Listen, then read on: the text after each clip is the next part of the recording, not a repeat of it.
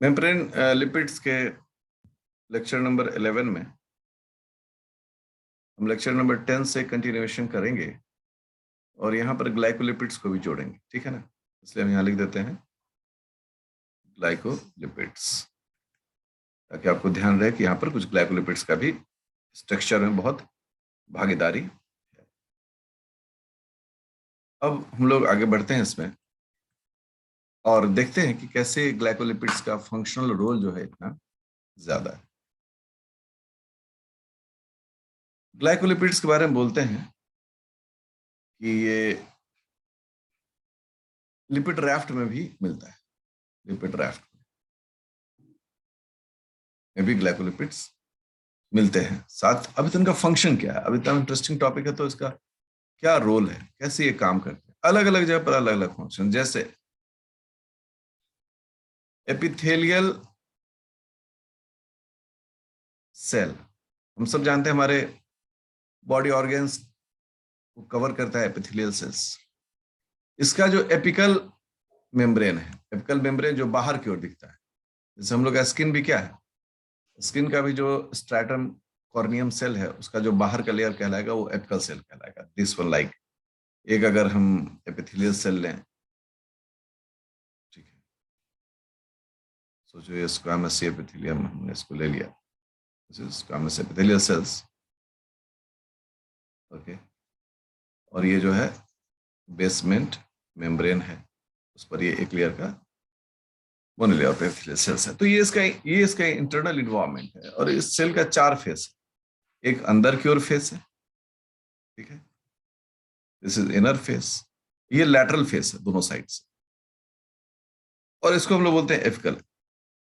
ये जो है वो बाहर की ओर है। अब सोचो यहाँ पर धूल धूप हम लोग स्किन में ही देखें तो सनलाइट मिल रहा है, तो हवाएं मिल रही हैं, तो डस्ट मिल रहे हैं, तो केमिकल्स मिल रहे हैं, बड़ा यहाँ पर स्ट्रेस है। बाहर का जो लेयर है उसको बहुत पापड़ झेलना है, नहीं तो फिर मामला गड़बड़ा जाएगा, वो बहुत प्रॉब्लम में बेचारा फंस जाएगा। इस लेयर में जो कंपोजिशन होगा, उस कंपोजिशन में तो बड़े बदलाव देखे जाएंगे। तो यहाँ पर कहते हैं कि here glycolipids protect protect cell against जो दो नॉर्मल स्ट्रेस होते हैं, लाइक पीएच में बदलाव से, साथ ही साथ जो डाइजेस्टिव एंजाइम। अब ये जो घटना है, ये घटना एग्जाम्पल किस में देख रहे हैं, किसके एपिकल सेल में देख रहे हैं? यहाँ पर स्किन के एपिकल सेल में हम लोग नहीं देख रहे हैं इसको, बल्कि ये देख रहे हैं intestinal intestinal apical cell, intestinal जो एपिकल मेम्ब्रेन है उसमें, वहां पर पीएच बदल रहा है और डाइजेस्टिव एंजाइम्स इनसे इस मेम्ब्रेन को बचाने में ये ग्लाइकोलिपिड्स मदद करता है। क्या करता है? ग्लाइकोलिपिड्स मदद करता है। कैसे मदद करता है? क्योंकि हर एक एंजाइम जो है ना, वो बड़े स्पेसिफिकली किसी भी चीज को डाइजेस्ट करता है। जैसे मान लो हम बोलते हैं प्रोटीएज, ये प्रोटीएज प्रोटीन डाइजेस्ट करता है, लेकिन मतलब ऐसा रैंडम नहीं है ना। अगर मान लो कि 2 अमाइनो एसिड हैं, टायरोसिन और सोचिए कि यहाँ पर कुछ दूसरा हम देते हैं एलानिन, अगर ये इसको काटेगा और अगर एलानिन की जगह पर हम अगर सोचो कि यहाँ पर दे दें ग्लाइसिन, तो ये इसको नहीं काटेगा, तो बड़ा स्पेसिफिक होता है। इसलिए एंजाइम को भी प्रोटेक्ट करने, एंजाइम से प्रोटेक्ट करने में ग्लाइकोलिपिड्स का रोल देखा गया। दूसरा जो रोल है वो है कि जो गैंग्लियोसाइट्स होते हैं नर्व मेम्ब्रेन में, इन नर्व मेम्ब्रेन, आप देखें नर्व मेम्ब्रेन में क्या होता है, इलेक्ट्रिकल चार्ज डेवलप करते हैं, इलेक्ट्रिकल चार्जेस डेवलप करते हैं। और जब इलेक्ट्रिकल चार्जेस डेवलप करते हैं, उससे मेम्ब्रेन को भी तो बचाना है ना। तो वहाँ गैंग्लियोलिपिड्स होते हैं जो कि इस इलेक्ट्रिकल चार्ज के खिलाफ उस मेम्ब्रेन को प्रोटेक्ट करते हैं। और ये जो गैंग्लियोलिपिड्स होते हैं वो सारे क्या होते हैं? वो ग्लाइकोलिपिड्स के टाइप। यहाँ पर प्रोटेक्शन का भी काम कर रहा है, ऐसा ना हो कि भाई इलेक्ट्रिकल चार्जेस जो है वो डिस्ट्रॉय करे। तीसरा देखिए फंक्शन, नर्व मेम्ब्रेन में कैल्शियम आयन का रेगुलेशन, कैल्शियम आयन रेगुलेशन, ठीक है ना, इन द नर्व मेम्ब्रेन। इसमें भी ग्लाइकोलिपिड का महत्वपूर्ण रोल देखा जा रहा है। ये सारे टॉपिक डिस्कस्ड होंगे आगे, ये बहुत डिटेल से पढ़ाया जाएगा, लेकिन अभी आपके नॉलेज के लिए सब बातें बताई जा रही हैं कि किस तरह से कैल्शियम आयन का रेगुलेशन जो है वह उसमें ग्लाइकोलिपिड का रोल है। अगर हम लोग फोर्थ पॉइंट पर आए, चौथे पॉइंट, तो सेल रिकॉग्निशन, सेल रिकॉग्निशन। एक सेल दूसरे सेल को पहचानेगा, उसमें ग्लाइकोलिपिड्स का बहुत महत्वपूर्ण रोल होता है, ठीक है ना। जैसे एग्जाम्पल क्या है, जैसे ह्यूमन आरबीसी ब्लड ग्रुप, ये आरबीसी ब्लड ग्रुप जो है वो किसके बेसिस पर है, स्फिंगोग्लाइकोलिपिड्स के बेसिस पर। इसके अलावा जो लेक्टिन्स होते हैं, lectins play vital role in cell recognition, ठीक है। कार्बोहाइड्रेट का एक पूरा लेक्चर है लेक्टिन्स के बारे में, अलग अलग लेक्टिन्स कैसे काम को करते हैं। अगर पांचवा फंक्शन हम लोग देखें, यहां पर आता है सेल एधेशन, और सेल एधेशन में भी लेक्टिन्स का रोल बहुत महत्वपूर्ण रूप से देखा जाता है। तो आप सब लोग से मेरी गुजारिश है कि कार्बोहाइड्रेट का भी लेक्चर्स निकाल कर देखें, ताकि आप लेक्टिन्स के बारे में, आपके पास हमारा यूट्यूब में बहुत बड़ा आर्काइव है, इस आर्काइव का पूरा सदुपयोग करिए, ठीक है। जो सिक्स्थ पॉइंट है, उस सिक्स्थ पॉइंट में है क्या कि ये एंट्री पॉइंट है, entry point for many bacterial and viral toxins, है ना। तो एंट्री पॉइंट में यहां पर जो टर्म आता है होता है through lipid raft, through the lipid raft. Lipid raft में ग्लाइकोलिपिड्स होते हैं, तो वहां पर ये जो है वो मूव करते हैं, ओके। इससे बड़ा पॉपुलर एग्जांपल अगर बैक्टीरिया का देखें, तो हाल ही मैंने पढ़ाया है कोलेरा टॉक्सिन। कोलेरा टॉक्सिन जो होता है वो इसी स्फिंगोलिपिड्स के साथ जुड़कर, मतलब ग्लाइकोलिपिड्स का ग्रुप जो है, और वो सेल के अंदर में घुस जाता है। और दूसरा जो एक एग्जाम्पल है वह है वायरस से, जिसको बोलते हैं पोलियोमा वायरस। पोलियोमा वायरस, ये वायरस भी अपना टॉक्सिन जो होता है वो यूज करता है गैंग्लियोसाइट्स को या गैंग्लियोलिपिड्स को, गैंग्लियोलिपिड्स, हाँ, और इसके थ्रू वो सेल के अंदर में इंटर कर जाता है और इतना खतरनाक काम करता है। हम सब जानते हैं कोलेरा जो है उसमें क्या होता है, सिर्फ दस्त और डिसेंट्री, मतलब वॉमिटिंग भी हो रहा है और पेट का लूज मोशन भी होता है, और इतना होता है कि लोग मर जाते हैं, ठीक है ना। जो टॉक्सिन होता है कोलेरा टॉक्सिन, जो कि प्रोटीन है, जो कि प्रोटीन है, यह क्या करता है, बाइंड टू द जीवन गैंग्लियोसाइट, जीवन गैंग्लियोसाइट के साथ, जैसे ही इससे बाइंड करता है, इंट्रासेलुलर सेल के अंदर इंट्रासेलुलर कॉन्सेंट्रेशन ऑफ CAMP, जो कि सेकेंड मैसेंजर है, इंक्रीजेस। मैं उतना उतना उसका पूरा फुल मैकेनिज्म डिस्कस नहीं कर रहा हूं, लेकिन आपको बता रहा हूं। जिससे क्या होता है, large efflux of chloride ion in intestine. Intestine में क्या होता है, बहुत ज्यादा मात्रा में क्लोराइड आयन जो है वो एपिथेलियल सेल से निकलना शुरू हो जाता है।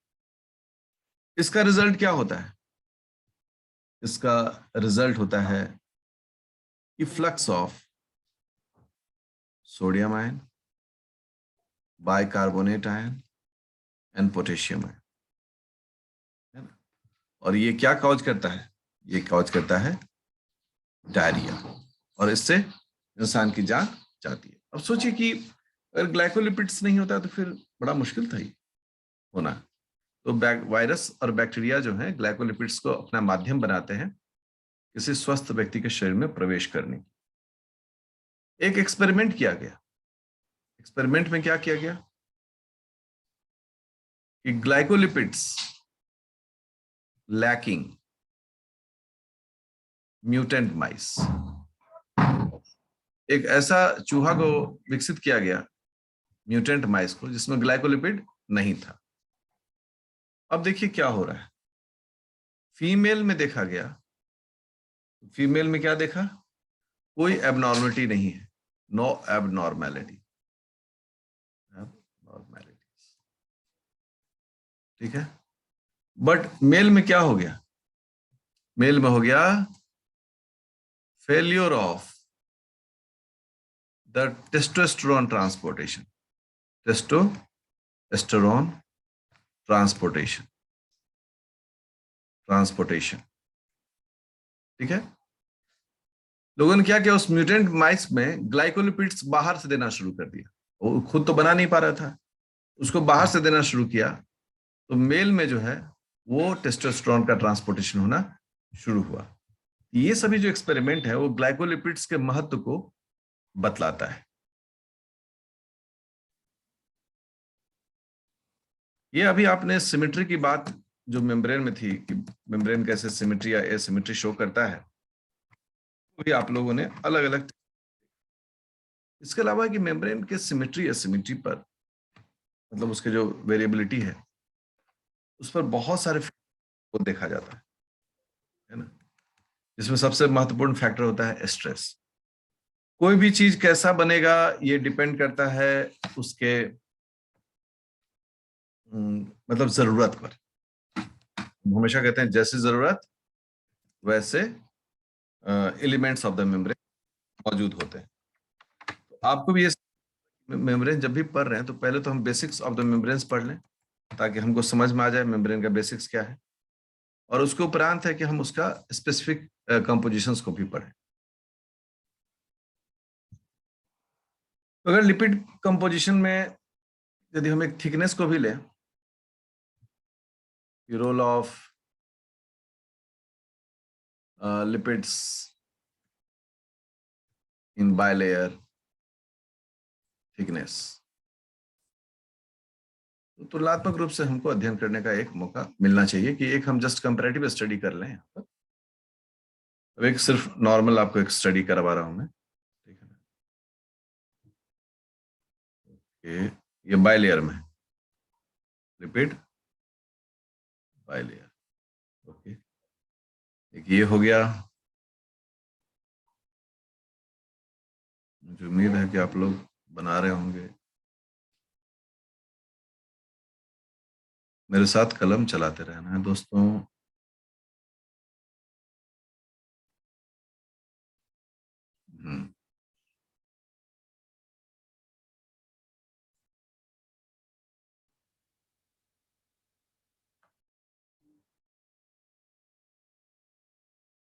ठीक है, यहाँ पर एक डायग्रामेटिक रिप्रेजेंटेशन है, जिसमें ये जो है वो है फॉस्फेटाइलकोलिन, पीसी, ठीक है, ये पीसी है, उसको हम यहाँ पर कह रहे हैं पीसी। ये है पीसी प्लस कोलेस्ट्रॉल, ये है स्फिंगोमाइलिन, ये है स्फिंगोमाइलिन प्लस कोलेस्ट्रॉल, ठीक है। हम इसको थोड़ा सा,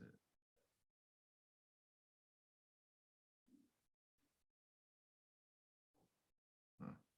अब आप गौर करें, अगर इसको हम फिर से एक बार देखें कितनी इसकी लंबाई है लिपिड बायलेयर में,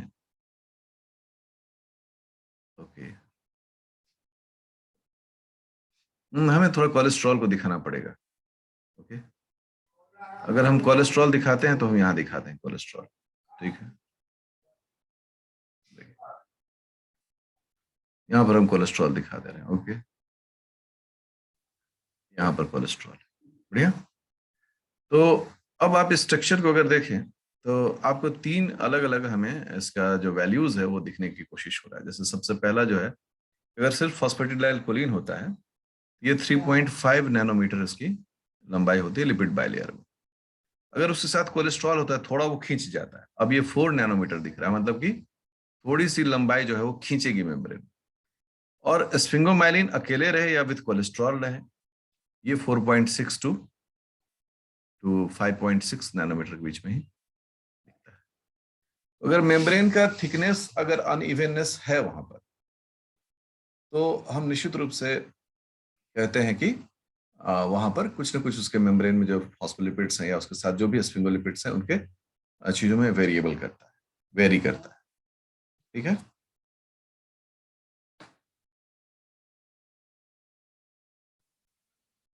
अगर मेम्ब्रेन टेक्सचर को देखते हैं, हम क्या कहते हैं? अभी तो हम सिर्फ मेम्ब्रेन लिपिड्स पर हैं,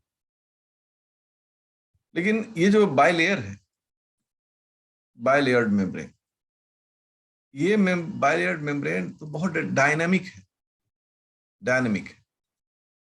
मतलब इतना काम ये करता है कि आप बिलीव नहीं कर सकते। ठीक है। अब हम लोग थोड़ा सा ये देखने की कोशिश कर रहे हैं कि क्या मेम्ब्रेन के अंदर जो लिपिड्स हैं उनका और मेम्ब्रेन में रहने वाले एंजाइम्स हैं, कैसे ये डायनेमिक प्रॉपर्टी को मेंटेन करते हैं। ठीक है ना। यहां लिखा हमने role of lipid associated enzymes, enzymes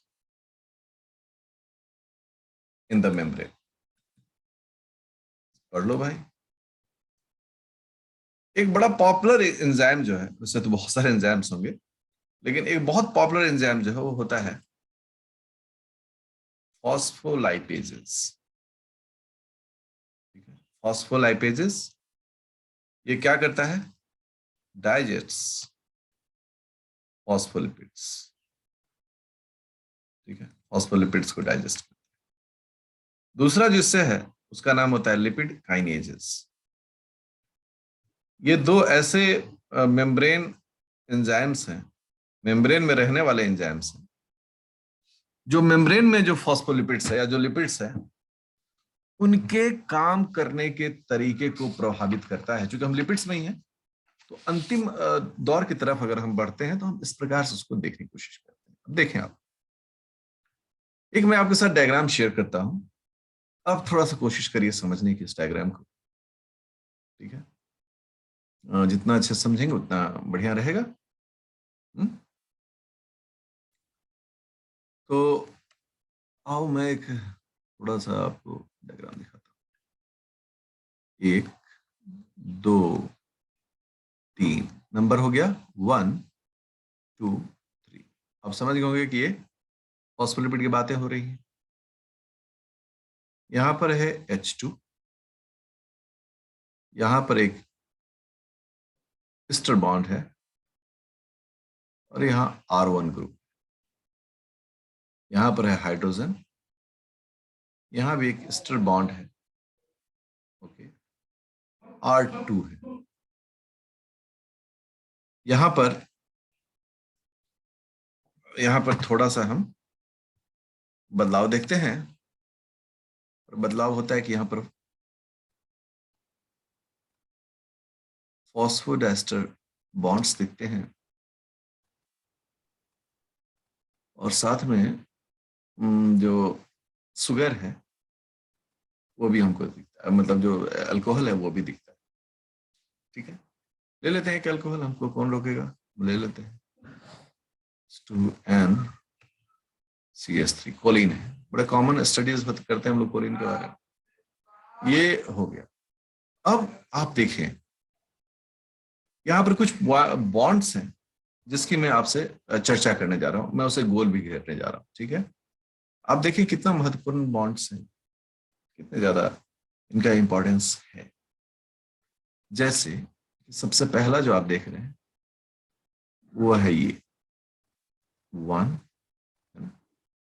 2। ये दोनों बॉन्ड जो मौजूद है, ये अगर हम इसको थोड़ा सा और भी शामिल कर दें इतना दूर, तो क्या हम बोलेंगे इसको? इतना दूर अगर तो बोलेंगे भाई ये तो स्टर बॉन्ड है। तो सबसे पहला जो बॉन्ड है वो हम लोग देख रहे हैं, मैं लिख रहा हूं उसको, वो है स्टर बॉन्ड। स्टर बॉन्ड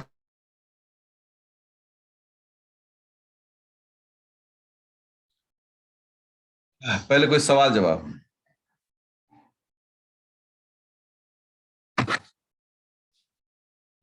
कुछ पूछिए आप लोग। यस सर, इस तरह से स्पेसिफिकली हम बॉन्ड्स को काटने से क्या बेनिफिट मिलने वाला है सर? इस तरीके से बॉन्ड को काटने से बहुत बेनिफिट मिलने वाला है। ठीक है, एक बढ़िया सवाल है, गुड क्वेश्चन। चलो ओके, देखें कब जरूरत पड़ता है इसको काटने की? सब जरूरत पड़ता है। देखो अरे सवाल पूछो, सवाल से पूछते रहो, आप घबराना नहीं है। मान लो कि आपने क्या किया, पीएलडी का यूज किया। पीएलडी का जैसे ही यूज करोगे, ये कोलिन कट कर बाहर से यहां से हट जाएगा। जैसे आपने पीएलडी यूज किया, कोलिन हट गया और यहां पर ऊपर माइनस चार्ज आ गया। अगर ये हो गया, then this is called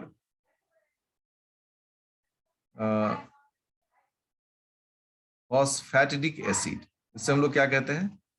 phosphatidic acid, इसे हम लोग कहते हैं फॉस्फैटिक एसिड। ठीक है ना, क्योंकि दो फैटी एसाइल ग्रुप हैं, इसका नाम होता है di acyl. Acyl represents for fatty acids, di acyl phosphatidic acid. अब आपको समझ में आया? और सोचो कि पीएलसी का यूज करते हैं, तो पीएलसी का यूज करते हैं तो ये निकल के भी पूरा का पूरा ये सेगमेंट हट जाएगा। ठीक है ना, जैसे ये पूरा सेगमेंट अगर निकल के हट जाता है, यहां पर सिर्फ रहता है OH। ठीक है, अब आपका इसका जो नाम हो जाएगा वो हो जाएगा डाई एसाइल ग्लिसरॉल। क्या नाम पड़ गया? डाई एसाइल ग्लिसरॉल, जिसे हम लोग DAG कहते हैं। किसके आने से? पीएलसी के आने से। बहुत बढ़िया। अरे कुछ सवाल अगर मन में होता है तो उसका एक जवाब होता है। आप देखें कैसे ये सब काम हो रहा है। तो जब हम यहाँ यूज करते हैं तो यहाँ जो होता है PLC, जैसे हम लिखते हैं क्या ना, PL फॉस्फोलाइपेज A1, ये SN1 पर, सीरियल नंबर 1 जो हमारा है कार्बन, उस पर एक्ट करता है। PLA2 है, ये SN2 पर काम करेगा, ऐसे काम करता है। PLC है तो PLC किस पर काम कर रहा है?